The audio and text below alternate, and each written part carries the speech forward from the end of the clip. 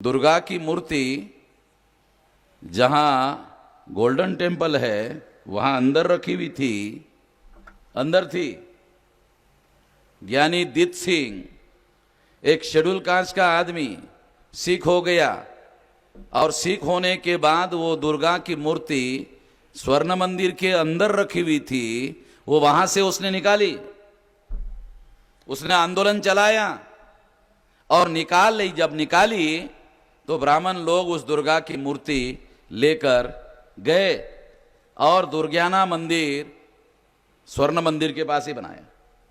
आप लोगों को जब अमृतसर जाओगे तो आपको गोल्डन टेम्पल का नाम सुनने को मिलेगा और दूसरा बड़ा नाम सुनने को मिलेगा दुर्गाना मंदिर। वो दुर्गा की मूर्ति जो गोल्डन टेम्पल में रखी हुई थी वो ज्ञानी दीत सिंह ने वहां से हटाई, इसके लिए आंदोलन चलाया और आंदोलन चलाने के बाद में वो मूर्ति ब्राह्मण लोग ले जाकर बाहर उन्होंने दुर्गा की मंदिर बनाई, बड़ी मंदिर।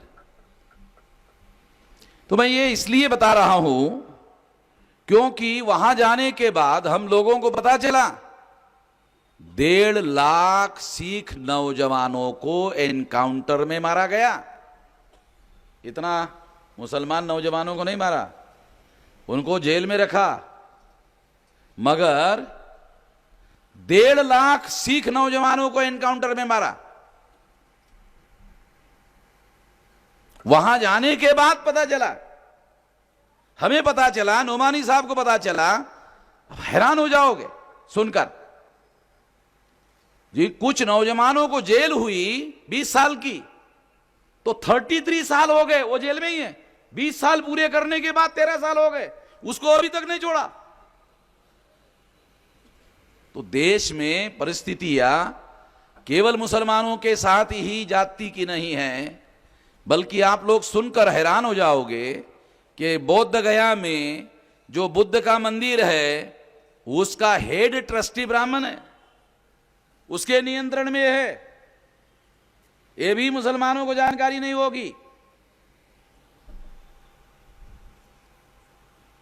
दूसरा, 84 में जब स्वर्ण मंदिर पर हमला हुआ तो वहां इन लोगों ने अपना कंट्रोल कर लिया था। वो तो 1.5 लाख सिख लोग ने मोर्चा शुरू किया, तब जाकर वो नियंत्रण मुक्त हुआ। 84 की बात है, पुरानी बात भी नहीं है। अभी स्वामी कोरनेश्वर जी की बात आपने सुनी कि हम गुलाब भारत में हमको स्वतंत्र धर्म की मान्यता थी। आजाद भारत में जवाहरलाल नेहरू ने हमारी मान्यता रद्द कर दी और आजाद भारत में लिंगायतों को हिंदू घोषित कर दिया। मैं ये बातें इसलिए आपको बता रहा हूं कि केवल मुसलमानों के साथ ही ऐसे नहीं हो रहा है, मुसलमानों के साथ हो रहा है, लिंगायतों के साथ हो रहा है। बुद्धिस्ट लोगों को घोषित कर दिया ये भी हिंदू, जैन भी हिंदू, सिख भी हिंदू।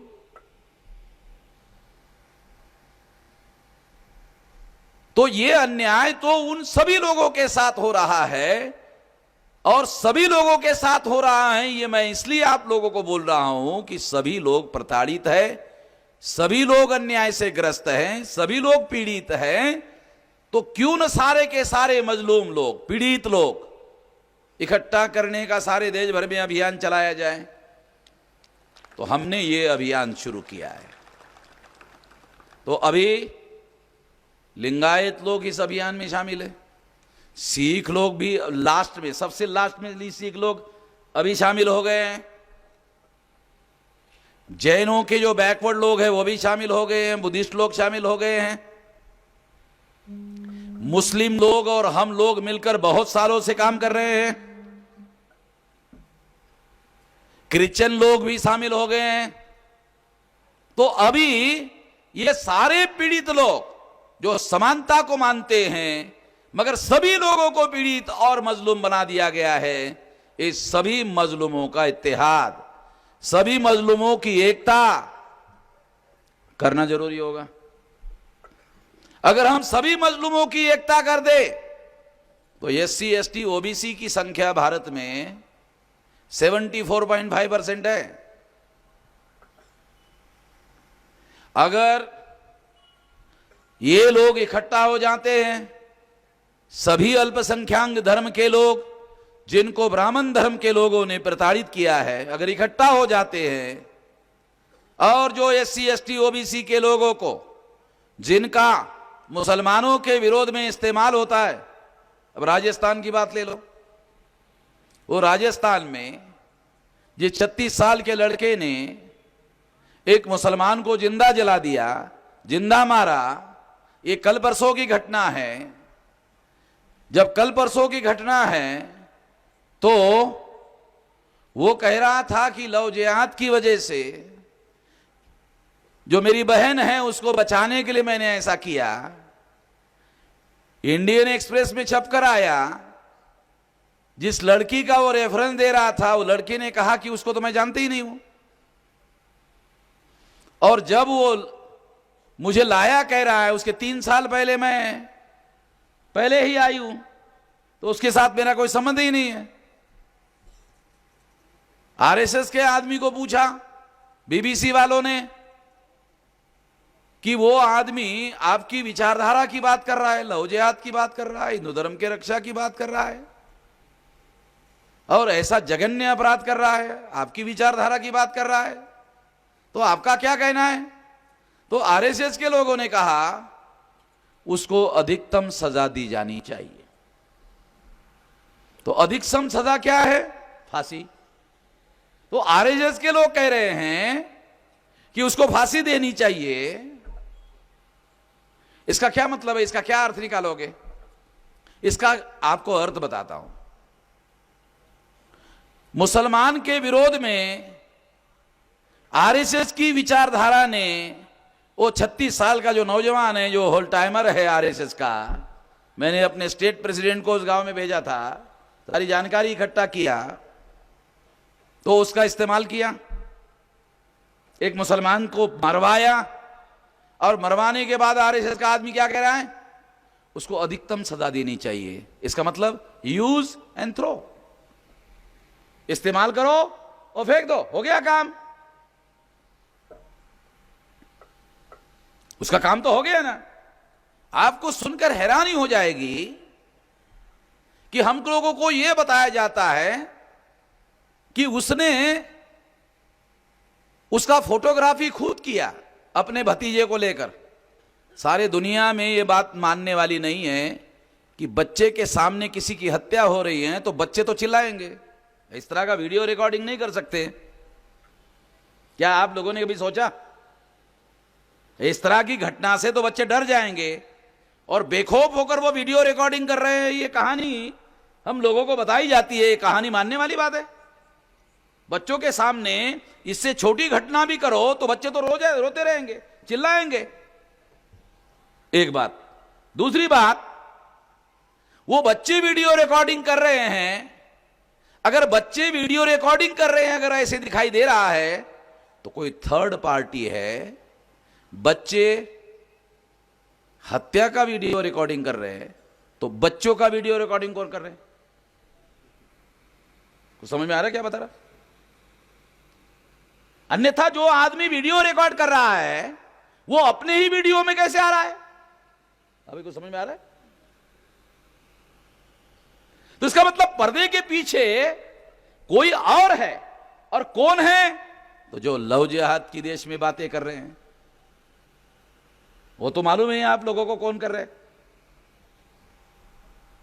तीसरी बात, सारे दुनिया में जो हत्या करने वाला आदमी होता है वो सबूत छुपाता है। यहां पर हम लोगों को बताया जा रहा है कि वो आदमी छुपा नहीं रहा है, वो अपना रिकॉर्ड खुद तैयार कर रहा है कि मैं मार रहा हूं।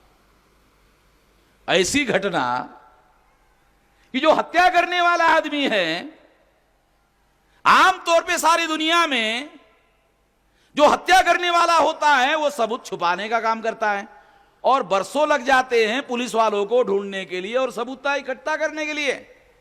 यहां हत्या करने वाला आदमी खुद ही वीडियो रिकॉर्डिंग करके पुलिस वालों को या दुनिया वालों को सबूत दे रहा है, और उसका वीडियो रिकॉर्ड करके वायरल कर रहा है। चलिए, बड़ी अजीब किस्म की बात है। जो स्वाभाविक नहीं लगती।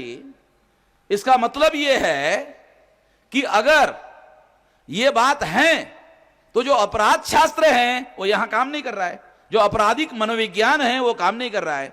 अपराधी अपराध करता है और अपराध के सबूत छुपाता है। आमतौर पे सारी दुनिया में माना जाता है। यहां तो अपराधी जो है खुद ही रिकॉर्ड कर रहा है और दुनिया वालों को दे रहा है। यह बात सही नहीं है। पर्दे के पीछे थर्ड पार्टी ऑपरेटिव है। वो थर्ड पार्टी कौन है आप लोगों को समझ में आ रहा होगा। जो इस तरह की विचारधारा की बात करते हुए मैं एक और बात बताना चाहता हूं जो बहुत अहम है। वो क्या है कि वो आदमी जिसने वीडियो रिकॉर्डिंग किया ऐसे बताया जाता है, फिर वो आदमी गायब हो गया, भाग गया। अगर वो भाग गया तो वीडियो रिकॉर्डिंग क्यों किया?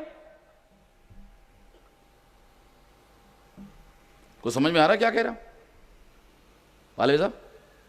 अगर उसने वीडियो रिकॉर्डिंग किया तो फिर वो भाग क्यों गया? अगर ये बात रियल है तो उसको क्या करना चाहिए था? वीडियो रिकॉर्ड बनाना चाहिए था। वीडियो रिकॉर्ड लेकर पुलिस स्टेशन में, चौकी में खुद जाना चाहिए था। बराबर है, ऐसा करना चाहिए था। वो ऐसा नहीं किया, भाग गया। भाग गया इसका मतलब है उससे किसी थर्ड आदमी ने ये काम करवाया। जब वो जुनून खत्म हो गया तब उसको लगा अरे ये तो अब मुझे फांसी की सजा होगी, तो उससे बचने के लिए वो भाग गया। ये कहानी से भी प्रमाणित होता है थर्ड पार्टी ऑपरेटिव है।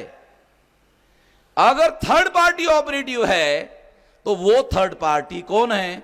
तो जो लव जिहाद की बात कर रहे हैं, जो धर्म के बचाव की बात कर रहे हैं, उस गधे को यह पता नहीं, वो जिस धर्म को बचाना चाहता है उसने 3000 साल से उसको अछूत बनाया।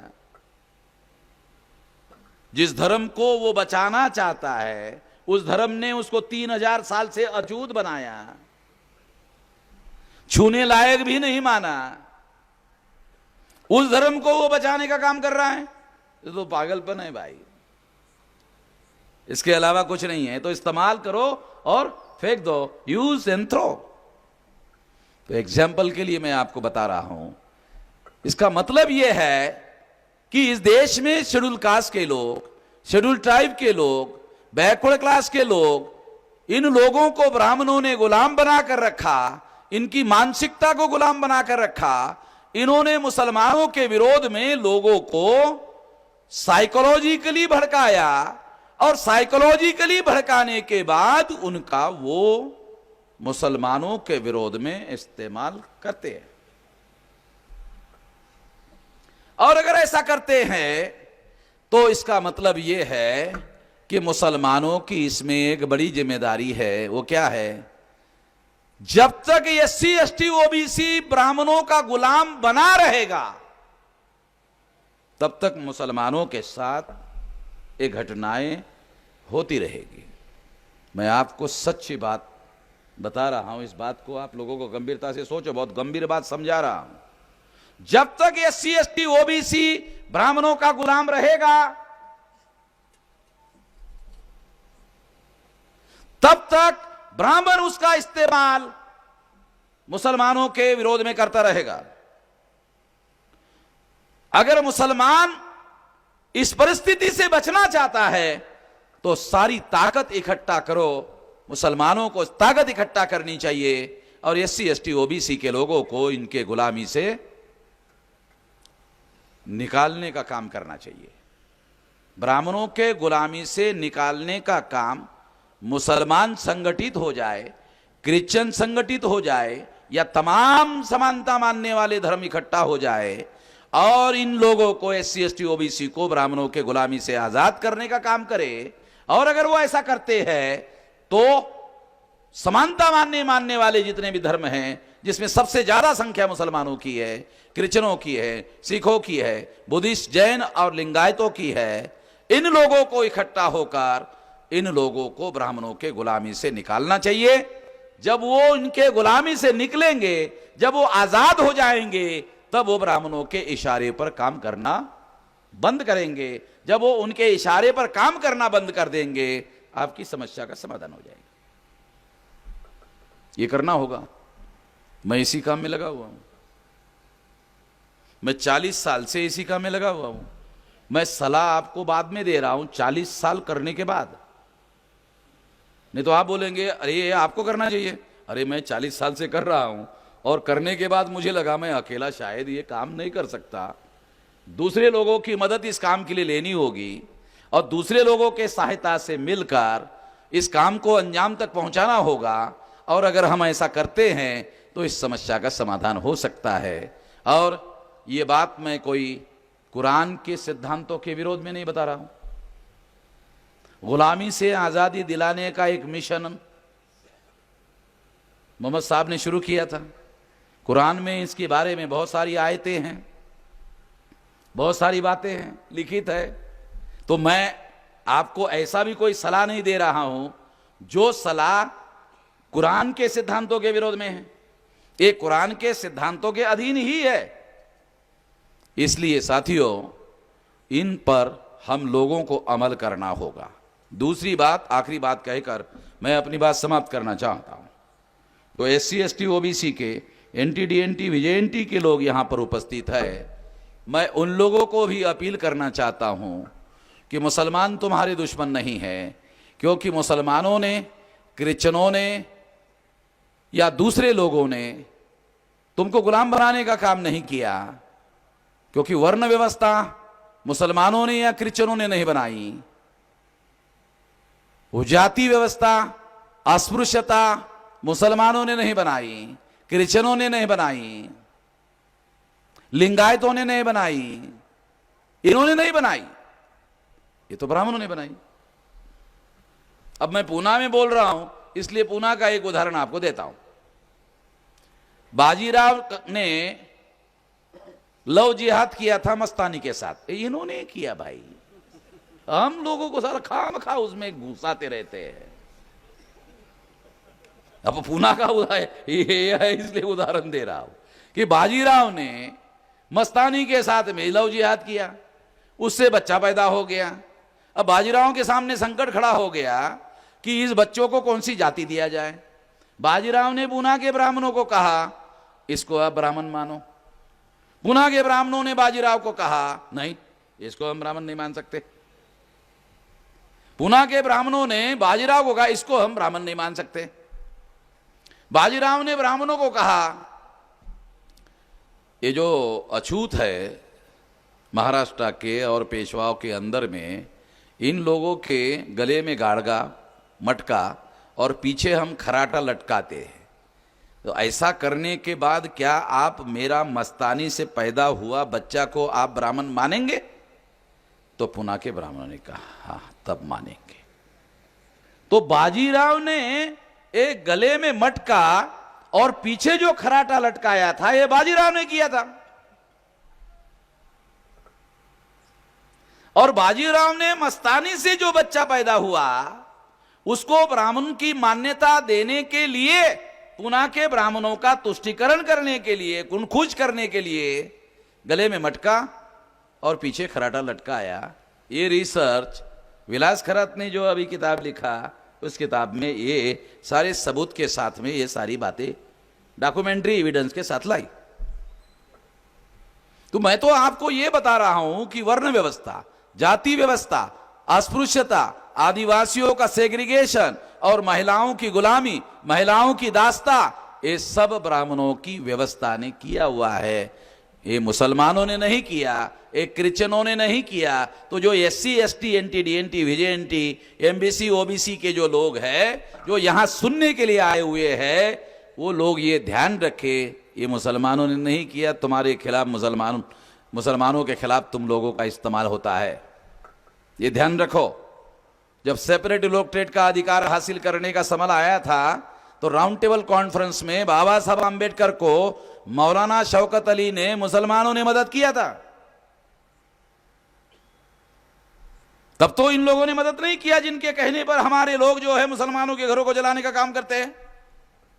तो आप लोगों को यह ध्यान रखना होगा कि वो आप लोगों का केवल मुसलमानों के, क्रिश्चियनों के विरोध में केवल इस्तेमाल कर रहे हैं।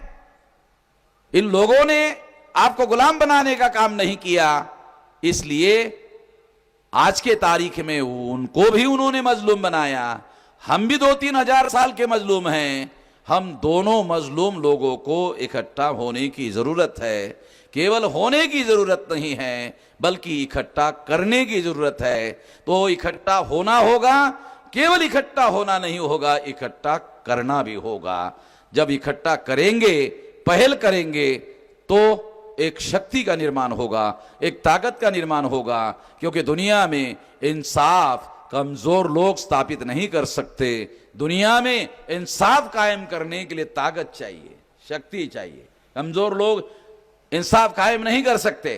कमजोर इकट्ठा होकर शक्ति पैदा कर सकते हैं और शक्ति के बल पर इंसाफ कायम किया जा सकता है। ऐसा करना होगा। ऐसा करने के लिए आप साथ सहयोग करोगे, इस आशा और विश्वास के साथ आपने मेरी बात ध्यान से सुनी।